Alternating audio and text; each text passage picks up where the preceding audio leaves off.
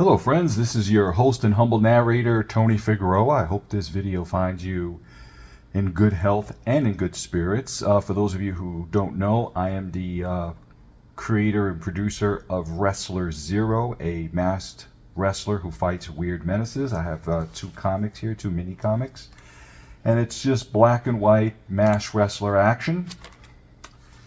And the same thing goes for issue number 2. At the same time, I also created another character called the Swine. That's something that I'm slowly developing there. This is page 1. And as if that's not enough, I am also working with a small publisher on a 8-page story with a character named Max Miracle. This is rough layouts for page number 1. So I will give you further updates when they are available, but I'm working very slowly on this. It's my first collaboration with another writer. So this should be, pretty interesting for me, and hopefully I do a really good job. So, putting that aside, what I want to talk today about is, I want just to indulge in a little bit of nostalgia, shall we say. I started reading comic books when I was 5 years old. This is the first comic that I owned. Was purchased by my mother. I was fascinated with this comic. I had read comics before, Superman, Batman comics. I'm very grateful to have grown up in a time when comics were much more ubiquitous. It was a mass medium. They were available everywhere, and virtually everyone that I knew, child and adult, had comic books, or at least had fond memories of comic books. And this is the 21st issue of Iron Man, written by the late great Archie Goodwin, penciled by longtime Iron Man artist George Tuska, who unfortunately is no longer with us. Joe Gaudioso, that's a pen name for Mike Esposito. This comic was made during a time when freelancers worked with pen names if they were going to be working for more than one publisher. And this comic is 1969, so I was maybe 4 years old when it came out. Yes, I'm that old. The symbology of this comic eluded me when I was a boy. But the basic gist of it is that there's this boxer called Eddie March, who's known as Iron Man in the ring because he can take a tremendous amount of punishment and still win his fights. But unfortunately, it's taken a toll, and he's suffered a brain injury. But he's also a huge admirer of Iron Man. As you can see here, he's just, really just taking a pounding in the ring. Coincidentally enough, because coincidences were a huge part of comic book plotting in those days, here he wins the fight. He thinks of himself as an Iron Man, so of course the symbology is he's Iron Man. That's the actual Iron Man, playboy industrialist Tony Stark. And he's looking to shed the mantle of Iron Man, and so the story is Eddie March can't box anymore. He's approached by Tony Stark to become Iron Man. He keeps his injury a secret, and he's trained on how to become the new Iron Man. But he runs into an old foe of the real Iron Man, which is the Crimson Dynamo, sort of a Soviet Union version of Iron Man, pardon me. And he doesn't do well, so Tony Stark once again has to take up the mantle of Iron Man and defeat the bad guy. And this is a really nice shot, a point of view shot from inside the helmet. And when I was a kid, I didn't understand. This was just sort of a cutaway view, so you can see his expression. I thought his mask had somehow been torn in half, but I did not. This is part 2 of the story. And we'll have to take a deeper dive into this at some point. I didn't see this until I was a teenager, so I think I was in suspense maybe for about 11 or 12 years before I finally got to read the second part. But that's just nostalgia. But what I wanted to talk today about a little bit is another comic that made a huge impact on me. And it's this issue of All-Star Comics, sort of a version of the Justice Society, which took place on Earth 2.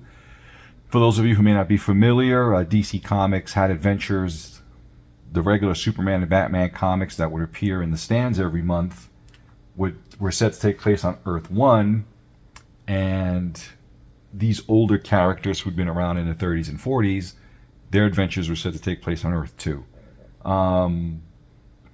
What I was struck by was how vulnerable Superman is on this cover. At the time, I didn't. I drew. I wanted to be an artist. I didn't understand anything about composition, any of the technique or of art. So I couldn't really figure out that this is an X-shaped composition.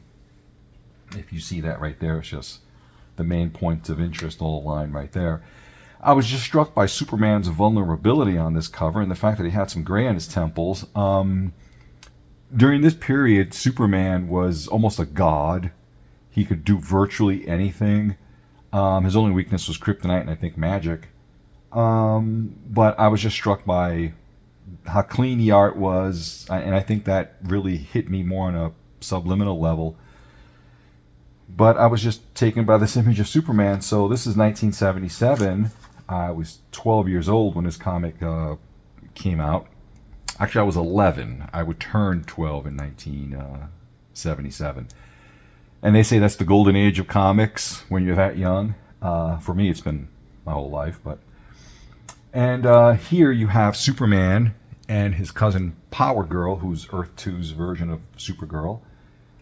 This is drawn by Wallace Wood. I did not know who Wallace Wood was at that time, simply because there was no internet back then. It was all just like fan magazines, trade magazines, and the like. And so any information about the creative talents behind the comics was obtained, through magazines and stuff. I didn't know who Wallace Wood was. I didn't know what his history in comics was. I didn't know his all the work he had done for EC Comics and for virtually every other comic book publisher, including DC and Marvel, as well as Warren and some of his own self-published works. This was my first encounter with Wallace Wood, and I just love his version of Superman. Were I ever in a position to do a Superman comic for DC, I would love to have the comic book set in 1940.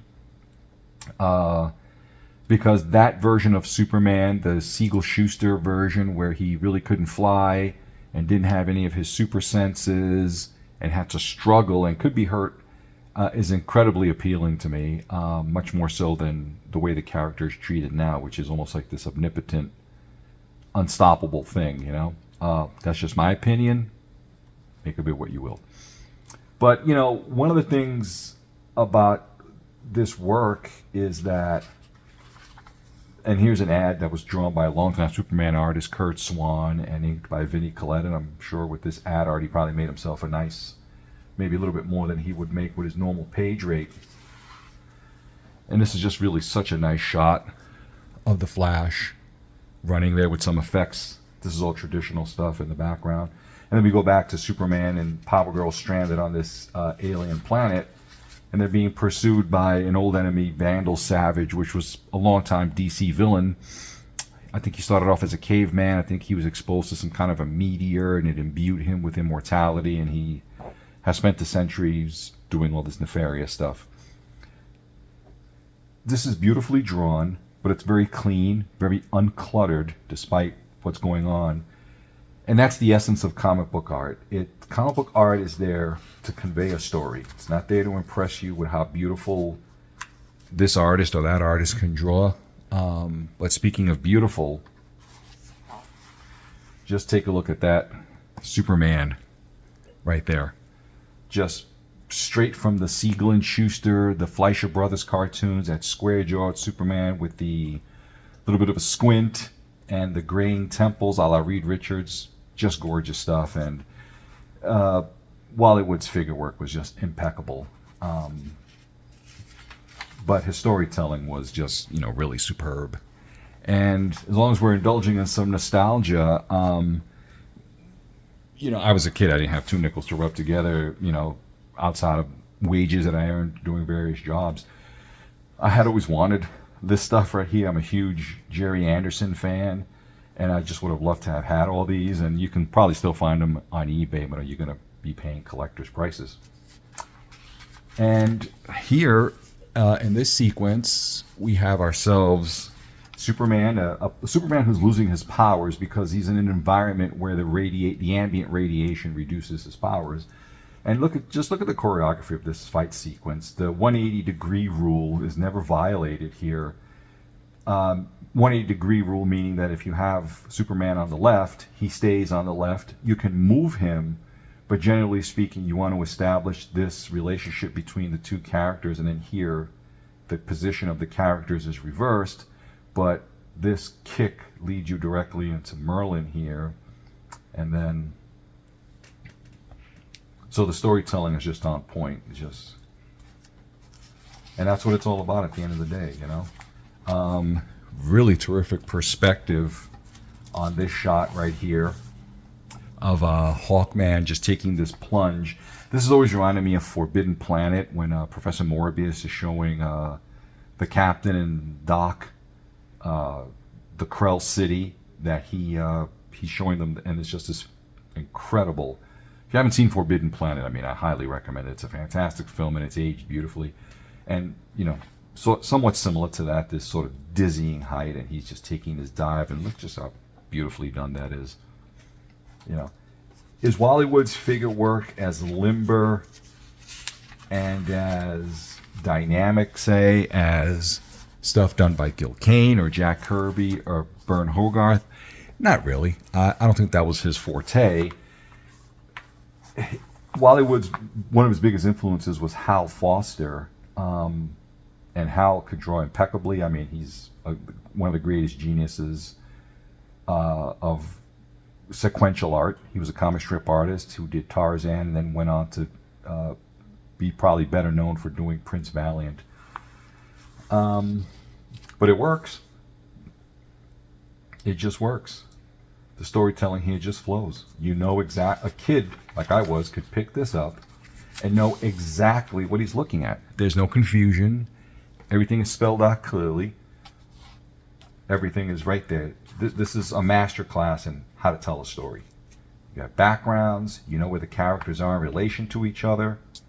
You have foreshortening, and then we're segueing back into the battle between Superman and Vandal Savage.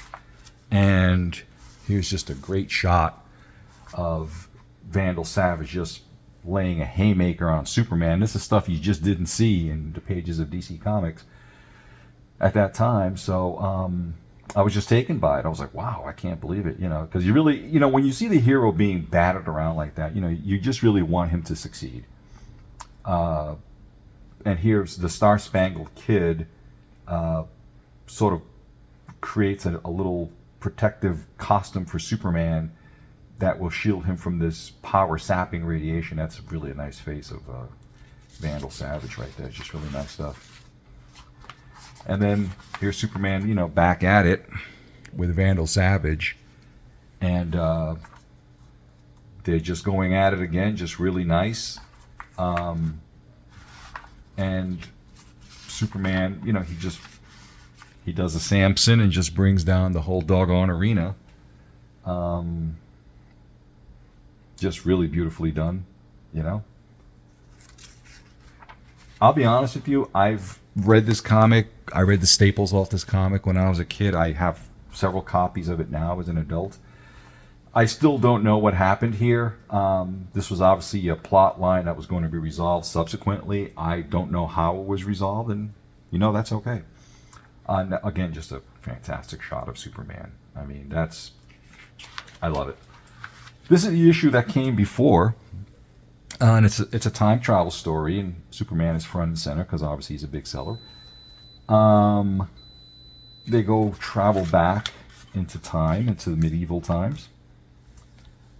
His really nice splash page. Is this stuff dynamic in the sense that modern comics are supposed to be? Okay, it looks a little bit old, maybe a little bit dated. I get that, but it's all there. This work will stand the test of time far better than a lot of the stuff that very slickly produced, very nicely colored with, you know, computers, lettered with computers, and printed on really nice paper. That stuff will be forgotten. It'll forever be in 25-cent boxes. This work, the work of people like Wally Wood, will be appreciated for generations to come, you know? And that's how it should be. And here, just with his famous double lighting, again, that phenomenal Superman. Just great stuff. I actually didn't have this issue for a number of years. Here's Wally Wood really digging into his Hal Foster trick bag. But it's all good stuff. You just cannot go wrong. But I did say that Wally Wood had done work for other publishers, and so I kind of want to bring some of that up here. And this is one of Wally Wood's more famous stories. It's called The Curse. Now, with Warren Publications, all of the issues just featured work by terrific artists, and Wally Wood certainly did his share of work for it. This is a very famous and classic story. It's been reprinted in several different places. It does have a twist ending, which I don't want to spoil for you should you ever have the desire to look it up for yourself. But just look at this opening splash page. Black in the foreground, white in the middle ground, black in the background. So this is where your eye is drawn. Because with art, your eye is always drawn to areas of high contrast. And this is the biggest point of high contrast on the page. And you can just see Wally Wood's lush inking, his lighting. I mean, he had such a special hand with the brush. He could just get such beautiful textures. Here's some screen tones right here on this tree, a nice gray tone. According to Wally Wood, all of his trees were Hal Foster trees. Wally Wood, was a known swiper. But in art, it's not where you take it from so much as where you take it to. And Wally Wood by the time he was done with it, it was a Wally Wood drawing because he had his own modeling and his own techniques for rendering. And it did not appear to be just a straight up copy. But again, just a fantastic composition. The storytelling is just all there. You can't go wrong with this stuff. This is a masterclass, Even the way the characters are relating to each other is just really, really well done. You know where you are. You're in her house. Now you know where they are. They're in the woods, in a forest. Now they're in a more rocky terrain. Clear, good storytelling. You are never lost. Is the drawing beautiful? Absolutely. But not so much so that you're taken to admiring each individual picture. I study these works. I do analyze them. I try to learn the technique, his rendering techniques and so forth. So I do isolate each panel.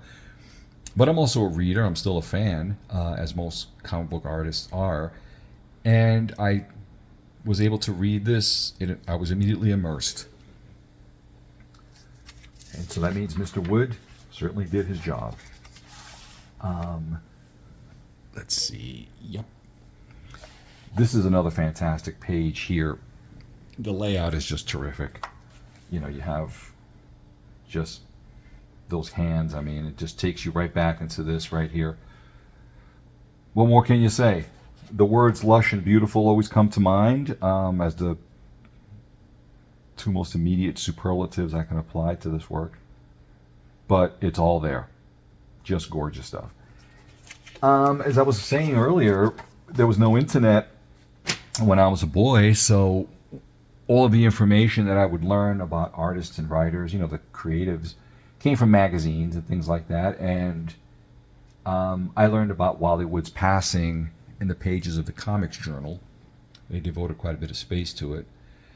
Long story short, Wally Wood, born in 1927 in Minnesota, was an artist from the very beginning. He joined the Merchant Marine during World War II, and then from there he became a U.S. Army paratrooper, which is not easy to do. There's a very high failure rate in that training. So he was a tough guy and a sensitive one at the same time, but I think he, just had some demons that, he couldn't shake. And I think it contributed to him leaving us way too early. But he could also this was an issue of Eerie magazine devoted to Wally Wood, published posthumously. He could also do science fiction. Just look at the density of those backgrounds, yet everything is perfectly clear. Really great use of screen tones there. This figure's off the ground at a diagonal, implying motion. I mean, it's just great stuff, man. I mean, again, you know, the storytelling is just impeccable. Look at this shot right here. A lot of artists really couldn't pull this off. Beautiful the way that these figures are being framed by the trees. The trees are darker, more heavily rendered. The characters are brighter, less heavily rendered. They're in a brighter area, so your eye is immediately drawn to that. Because as I said earlier, you know, your eye is drawn to an area of high contrast, and this is the highest contrast here. This is the highest contrast in this panel, so on and so forth. Again, just beautiful use of screen tones, and I think he did have a lot of assistants, so I'm sure that some of this was probably done by some of those assistants. And this story also has a bit of a twist ending, which I don't really want to give away in case you decide you want to read this for yourself. This magazine is not terribly expensive. It's very easily affordable on eBay. And this is by Wallace Wood and a frequent collaborator, Dan Adkins. And man, it's all there. You know, the storytelling is on point. The lighting is on point. Everything flows. What more can you ask for? Wallace Wood drew beautifully, but he drew in such a way that you were never distracted from the story. And another thing that Wallace Wood really excelled at was drawing planes, which I'm sure he probably traced from somewhere, but who cares? You know, who cares? You know, that's just fantastic stuff. You know, he also did a lot of science fiction work for the EC Comics, and I actually have an artist edition of that work. I really haven't gone through it thoroughly because it's almost overwhelming, and it's the amount of detail and precision in the work. And I want to sit with that book for a while and be able to distill down some of it to fit it into a good video format. So, but this is a sort of a sword and sorcery story here with another twist ending. But, you know, he could just draw beautiful girls like nobody's business. Everything you need to know about this story is right here. Evil guy, henchman, helpless girl. Obviously somebody has been killed in the process. It's all there, you know? It's just all there. And now, you know, some people say, well, Wallace Wood stuff was a little bit stiff. Okay. Perhaps it was compared to Gil Kane, Vern Hogarth, Jack Kirby, etc., etc. Sure. But this was his approach. You know, Wallace Wood was doing this work during a time when the dominant paradigm in comic book art, mainstream comic book art, was Neal Adams and Jack Kirby. And each of those two great artists had their adherents and people who either imitated them directly or took an enormous amount of technical influence from Jack Kirby. Let's just say, for example, you would have people like John Buscema, Sal Buscema, Gil Kane, a lot of people who incorporated his dynamics and his approach to figure work into their stuff. And on the other hand, you had Neal Adams, who came from more of an illustration, advertising background, you know, a lot of photo reference, a lot of accuracy and folds and clothing and environments and things like that. And all these styles have their virtues. I'm not knocking it. But Wallace Wood stuck to his guns. He never changed his approach to fit into either of those two. And so as a result, his figures are more naturalistic, for lack of a better term. They have more quote-unquote realistic proportions. They move in a more believable manner, I guess you could say. But Wallace Wood could do action with the best of them. You can't tell me that's not terrific action right there. And the composition is just absolutely impeccable. You know, again, really nice use of gray tones there, which was probably cut out by hand by an assistant. But, you know, just great, great stuff. So let's move into some of the stuff he did for Marvel. He did have a stay at the House of Ideas. And this is a nice little hardback, not terribly expensive, available online. Reprinting a lot of the stuff he did for Marvel. I think it was for Chamber of Chills or Tower of Shadows. I'm not sure which of the two, maybe both. And he also did a Doctor Doom story, which I think it was an Amazing Adventures. And here, this was an anthology series. I think it was Tower of Shadows or Chamber of Chills. I'm not sure which of the two. But the artist was, each artist was the host of his own stories. And so here's a nice shot of Wally Wood with the ever-present cigarette. And this is printed on really nice paper. The colors just really sing here. But it's just gorgeous work. And I know I keep calling it gorgeous, beautiful, lush. But that's what it was, you know. Another sword and sorcery tale with a bit of a twist ending, you know. Just really, really good stuff. Oops. And there's a story here that has a fantastic, look at this splash page. There's a couple of things here that are just, well, there's a bunch of things here that are really worth noting. One of them is just this composition. Look at the space given to it. It promotes that feeling of depth. I don't know if this was a Hal Foster Prince Valiant swipe, but it certainly evokes it. The lighting. And then you have this character here who later on, this design would be used for the Wizard King, when we'll get into that a little bit. But just beautiful, lush work. Just done by a master of the art form. And then here we're in a Doctor Doom story, and I think the plot here is that they're attempting to overthrow Doctor Doom for the 10 millionth time. Just great stuff. The storytelling is all there.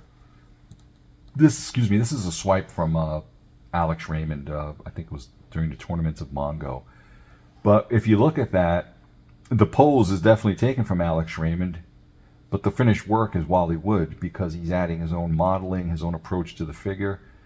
So that's swiping. You know, swiping isn't just copying something and pretending you did it. Swiping is you're acknowledging that there's a source for this, but you're making it your own. You're taking the bare idea of the figure, you're taking the bare idea of the composition, the lighting, you know, whatever it may be, and you're incorporating it into your work, but the finished product is yours. You know, the inspiration was elsewhere, but the finished work is yours. That's how swiping should be done. But again, just really great work. This book is not terribly expensive. It's readily available from online vendors, and I would just really highly recommend you get your hands on it and just bask in this lush artwork. Here's an image from his run on Daredevil. If you look at this figure, the rendering is very simplified, but the structure, to quote Ed Pisco, is all there, man. And it's such a graceful figure. I've traced this and copied this many times in an attempt to understand how he could just imbue that figure with such a grace, such a suppleness, with very little rendering. Is just perfect. Just perfect. Although he wasn't known as a superhero artist as such, he is known for having done work on Tower Comics, Agents of Thunder. And I came into all this stuff much later. As I said earlier, my first exposure to Wally Wood was at DC Comics. And it was only through the years afterwards that I became aware of the greater body of his work. And in this video, I'm just scratching the surface of it. But this is Dynamo from Thunder Agents. He derives his powers from this belt. I mean, just gorgeous. If you add one more line or take one line out of there, you can't improve on this drawing. Just phenomenal, you know. And this is, again, Dynamo. And this is from the origin story. It's just fantastic stuff. Action. Wally Wood could do action. Don't let anybody tell you otherwise. You know? Look at this deep space perspective here. The Iron Maiden. Not to be confused with the metal band. Very shapely, very attractive woman. You know? Just really, really great stuff. This is one I like in particular. It's Dynamo versus Dynavac, which is sort of turns out to be a sort of a hulking, superpowered counterpart. Evil counterpart, of course. Just Just fantastic. The storytelling, just great. That's Alice. This is Len Brown. That's Dynamo and his quote-unquote secret identity as a government agent. And these two have a thing for each other. This little panel here, I think that was taken from Reed Crandall or maybe Lou Fine, but he made it his own. So, what more can you do? If Wally Wood was the only comic book artist who ever swiped, you could complain about it, but I could go to any comic book in my collection, pick out something at random, and say this was swiped from so-and-so. There's very few exceptions to that rule. But anyway. But just, really great, lush work. Just good stuff. And there's a fantastic action scene here where, just look at that. Just Dynamo laying into a pack of, that's a heck of a composition. Is it the Jack Kirby approach? No. But does it work as a fantastic composition and a great bit of storytelling? You bet it does. There's a lot to be learned here. The placement of blacks, the placement of the figures, the fact he doesn't cover their faces with helmets that make them all look like faceless, individuals. He gives each of them facial features. He's got his well-researched tanks here, a piece of artillery there. He did his homework. He would go reference stuff. He didn't fake it. So yeah. You can't go wrong. So moving right along, I want to just end by showing you one more piece of work, which is a personal favorite of mine among all the work that he did. And this is The Wizard King. This was published in 1978.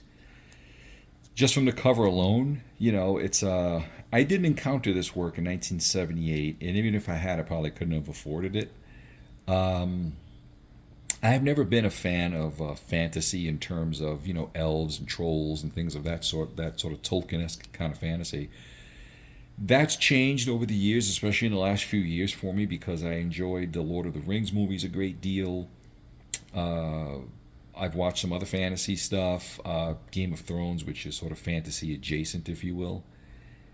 And I was lucky enough to find this book. I purchased it, and I fell in love with it almost immediately. First off, this cover just has so much charm and so much life. A lot of artists couldn't pull this off. Again, I don't want to mention names, including some people who've made a lot of money. Could not pull off this level of work. Going inside, we have some nice end papers here, showcasing some of the artwork. Just really, really nice stuff. It's a hard cover book. It's pretty sturdy, printed on good paper. This is the titular character of the story. His name is Oddkin. Just really nice drawing there, And again, this is panel 1, and just a master class in placing black areas, having figures relating to each other on a plane, movement, establishing where the characters are in relation to each other. And my God, what more can you say, And they're little people with pointy ears, but he's able to give you different looks for each one. It's not just, he doesn't just draw one female face and puts it on every character he has. He gives you some different types, a variety of types. And this is a page right here which I read that Steve Ditko, the famous creator of Spider-Man and Doctor Strange, said in his opinion was the greatest page of comic art ever produced. And you can debate it, but it certainly is a beautiful piece of work. But coming from someone like Steve Ditko, that's very, very high praise. And the story just continues. Basically, this little guy, Oddkin, is on a hero's quest, and he, of course, runs into an old wizard. And then somewhere along his travels, he runs into this sort of fantasy hero, basically, And just, this book is so wittily written. The writing has charm. The art has charm. It just completely sells you on this, and it just drew me in. And it's a world that you want to spend some time in. It's delightful and dangerous. It's funny and serious. That's a heck of a piece of writing right there. Not everybody can, pull that off, Just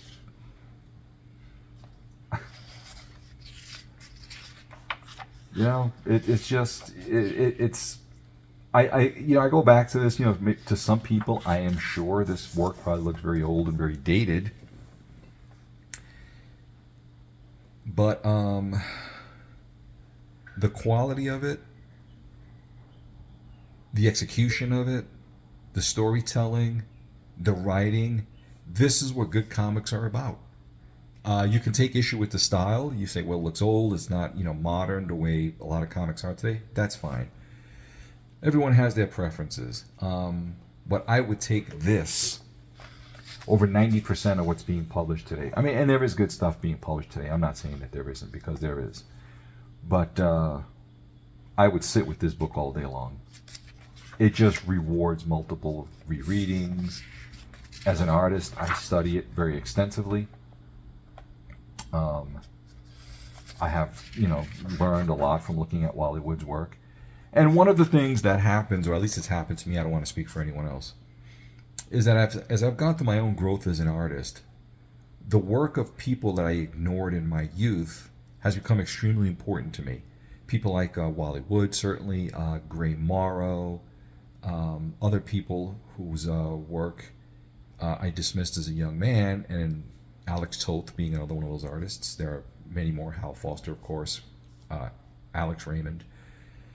Work that's become extremely important to me because I see it with different eyes now. From a nostalgic standpoint, of course, I love John Byrne's X-Men. When I was in high school, you could not have convinced me a better artist had ever walked the face of the earth. I love Gil Kane still to this day for the gracefulness of his figures and stuff like that, his use of deep space. And there are other artists, George Perez and people like that I look at and I go, wow, that reminds me of the old days. And the work stands the test of time. There's no question about it. But it's just an evolution in your taste, and evolution in what you learn. Doing your own work, and you just cannot go wrong studying the work of these masters.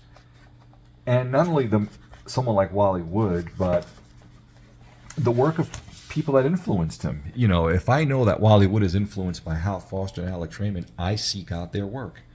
I want to know what it is that he saw in their work and how he incorporated elements from those guys into his own material. And that's it takes time, but it's really, really well worth it. So again, I thank you for being here with me. I certainly hope that this video found you in good health and in good spirits. And if you were intrigued by any of the work that I showed here, I certainly hope you seek it out, because I think you'll really, really enjoy it. I never met Wallace Wood. I never interacted with him. I think his life is a testament to a man's determination and will to be the best possible artist he could be, and also serves as somewhat of a cautionary tale, the high price that sometimes comes with these relentless pursuits, and if you don't take care of your health, you do end up paying a price for it later on in life. But well, I think that's it for now. I thank you so much for spending some time with me and going over some of this work, and I certainly look forward to speaking with you all again. Until then, take the best care. Bye now.